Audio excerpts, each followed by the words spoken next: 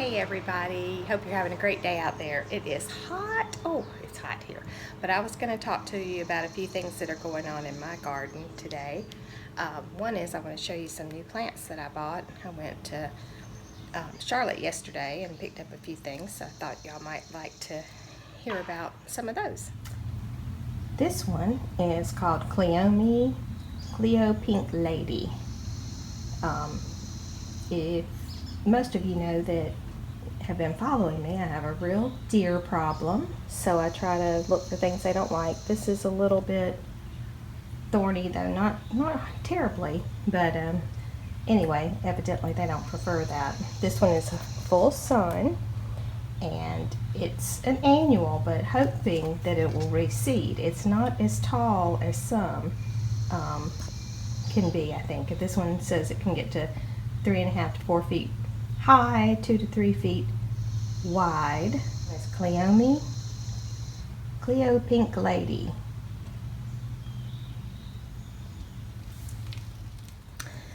This one, it's kind of hard to get a good picture of it really, but it is basically a blooming onion, but I have not seen this variety. This variety has a really silvery blue foliage, where the Millennium and Serendipity are more just a green foliage. So that was pretty neat. So it's called Blue Eddy Flowering Onion. Of course, being an onion, it should be resistant to deer.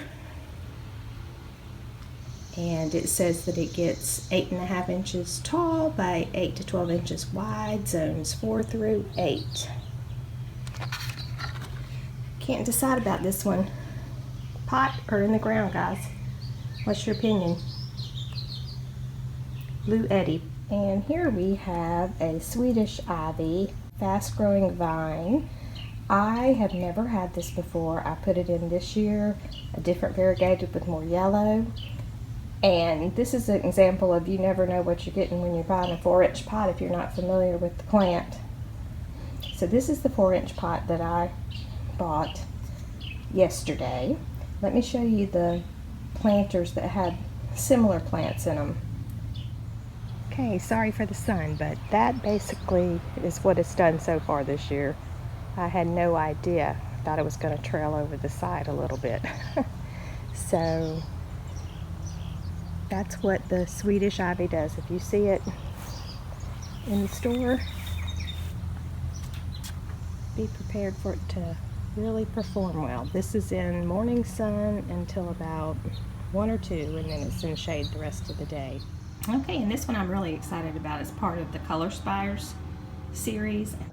This one's called Indiglo Girl, and it's a, can't really see, but it's going to be a lot darker purple. So this one is going to get 20 to 22 high, and it says spacing is 20 inches apart, zones 3 through 8, hardy to -40 below.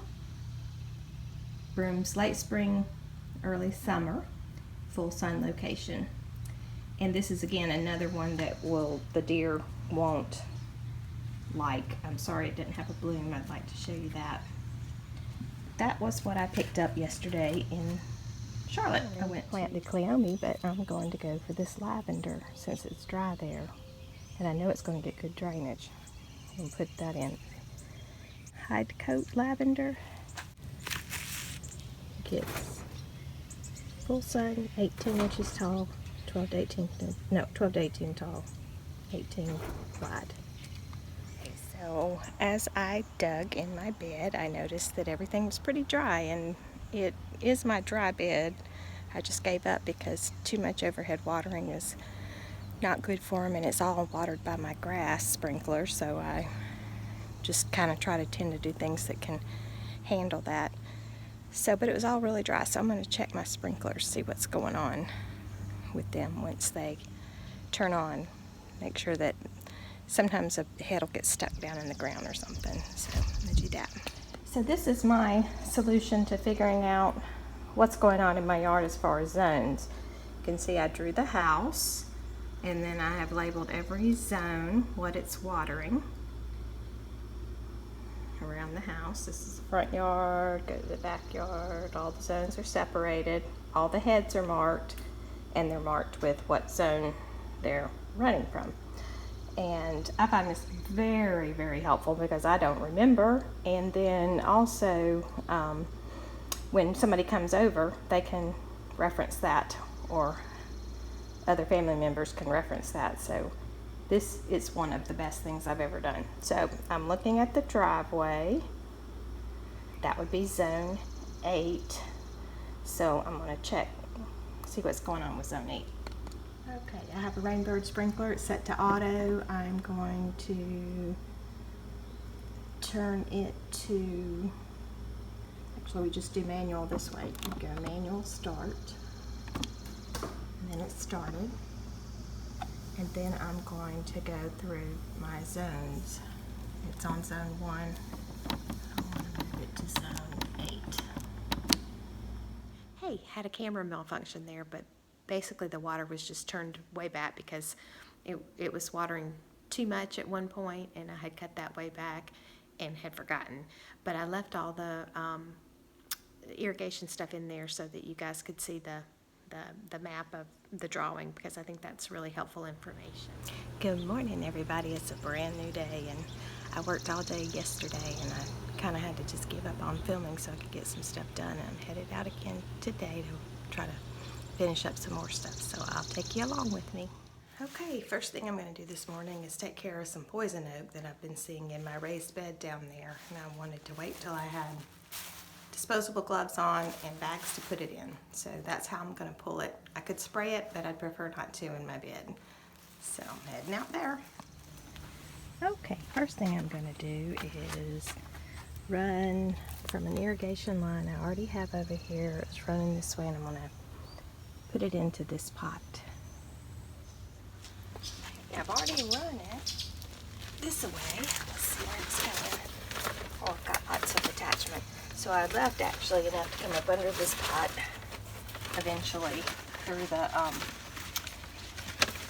bottom of the pot up to water this, but I'm not going to change this pot. It's doing pretty well other than needing a little bit more water. I'm not going to dig it up right now, so I'm going to just run this drip mostly for just this, the name eludes me right now, this one plant here.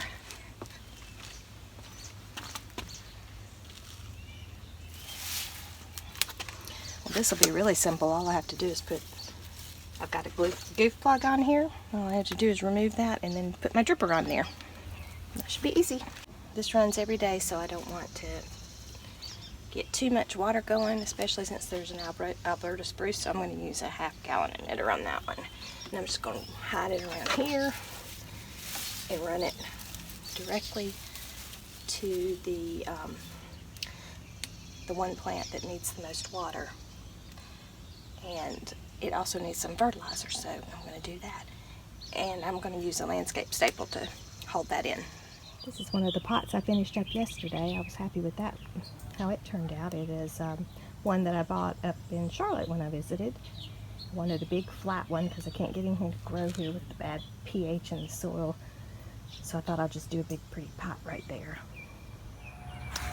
These two pots I just added some BT for the caterpillars so I don't get bud worms, and I added some fertilizer, and I cut down the irrigation in the little pot because I think the million bells or calicoa might not be happy. Still working in the yard. Did go on an errand with hubby. Found some boxes that work great for my storage for my drip irrigation, so I ended up organizing a lot of that today as well. So probably that's the end for this video. However, I did make another video on drip irrigation, so look for that separately. And thank you for coming along with me today and yesterday as I just kind of explored, and I showed you some of the basic things that I do in my garden as I'm just taking the day to just meander and figure out what's needing to be done.